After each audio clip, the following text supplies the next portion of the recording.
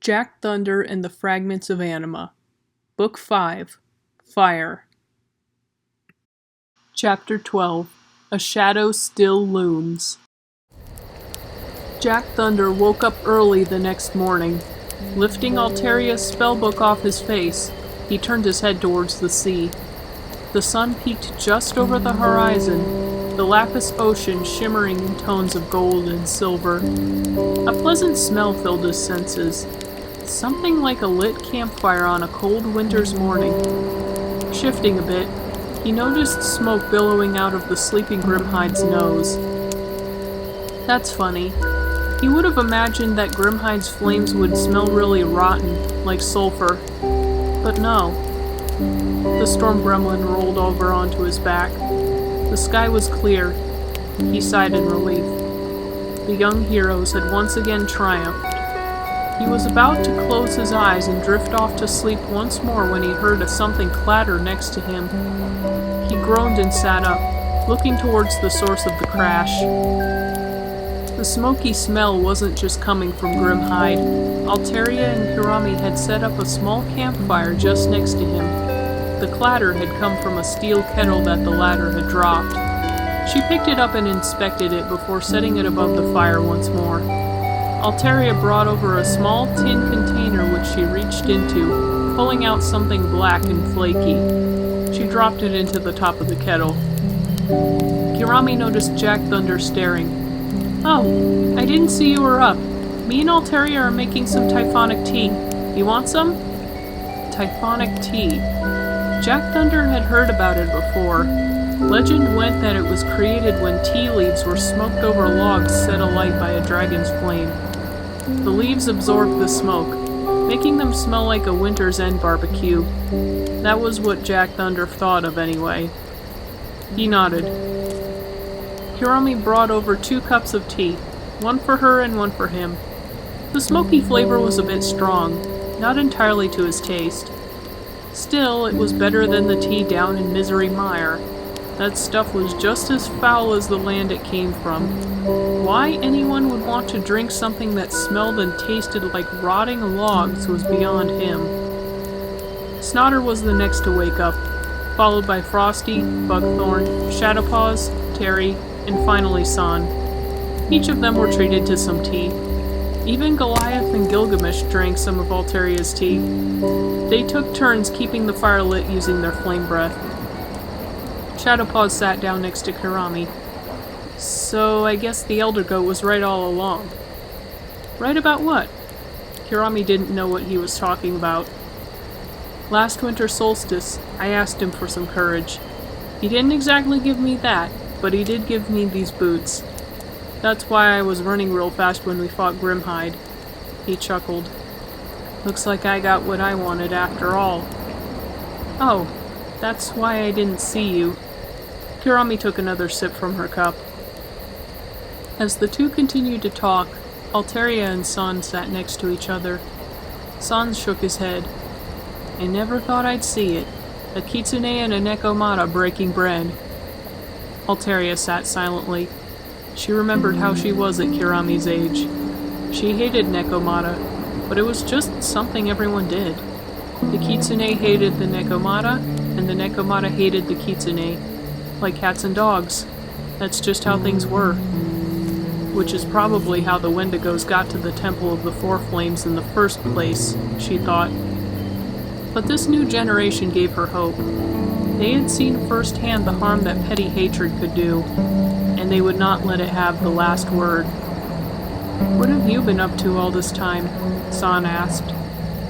"After the war, when the fragments were blown away, I went searching for Yuki again.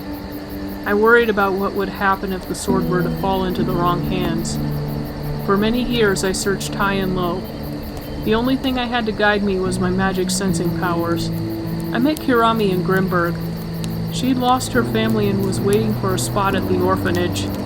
I offered her a chance to join me and she said yes. She's been my traveling partner ever since." "Huh. At least you've done something with all that time. Me?" San sighed. "I just fled into the Razor Frost range and sat there doing nothing for 11 years. If I hadn't gone looking for Stormbringer, I would still be there. Is that storm gremlin in green yours? Altairia asked. She pointed to Jack Thunder. Yes and no. I met him when my search took me to Tempest Island. He'd actually found Stormbringer in a cave, but his sister had taken it away from him. I wanted to go back out there and wield it myself, but I was in such poor health. I had no choice but to pass on the responsibility. He motioned towards Frosty. That storm gremlin Fifinella in the blue is his sister. Her name is Frosty. Ah, well, at least they had each other. Altairia knew of many fairies who had a lot less. The two sat in silence for some time. San was the one to finally break it. You really think she's ready? Altairia held an expression of certainty. I'm positive. This is her destiny. Deep within the barren expanse of the flipside, a single heart throbbed. This heart was black and twisted, its ventricles sprouting vicious vines and covered in eyes and mouths. This was the heart of darkness, and it was not a content heart at all. The Supreme Wendigo had learned all too well of the travels of a certain storm gremlin and his friends. Despite its efforts, they had collected each of the fragments of Anima one by one. Now they had 5 in their possession. They only needed one more, the fragment of light Excalibur. Then there would be nothing stopping them from sending the heart of darkness into the night, sealing it from ever having the anima it craved so deeply. The anima it had back when it created the world it had been banished from. It would not stand for this. There had to be another way. It would not send out Nemesis again. Not even its best general could stand up to the team at this point. Even Nemesis seemed to realize that. Its prone form still lay in an inky puddle on the frigid ground next to the heart, bubbling only slightly. Besides, that skullhead had proven itself incompetent far too many times. It had suffered enough. The Heart of Darkness opened a viewing window to Alterus. It could clearly see 5 points of anima near Mount Inferno. It ventured to guess that the heroes were there, but it noticed something else too. Something far to the west of where the 5 were. Something glowing yellow, the color of the light element. Scrolling westward, the heart could see that the glow was coming from the Forest of the Young. This was the homeland of Pure Eternus. Excalibur must have sensed this and made its way home after the explosion that scattered the fragments. This was it. It all came down to this. It just had to stop the heroes from getting to Excalibur.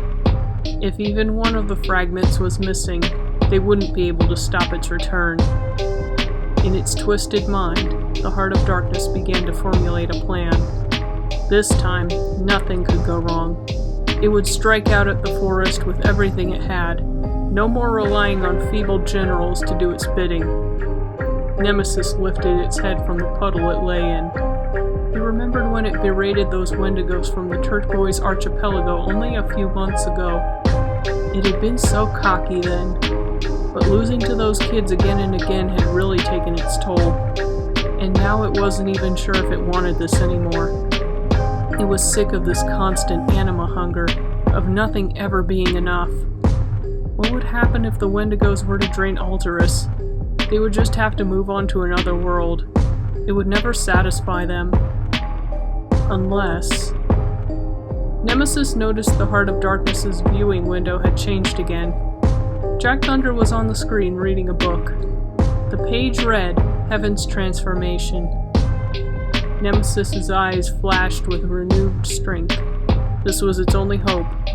It snarled defiantly towards the Heart of Darkness. No matter what happened, it would make sure Jack Thunder and his friends got Excalibur. Maybe that could convince the Storm Gremlin to use the spell on the former Wendigo general. It just hoped he could forgive it after all this time.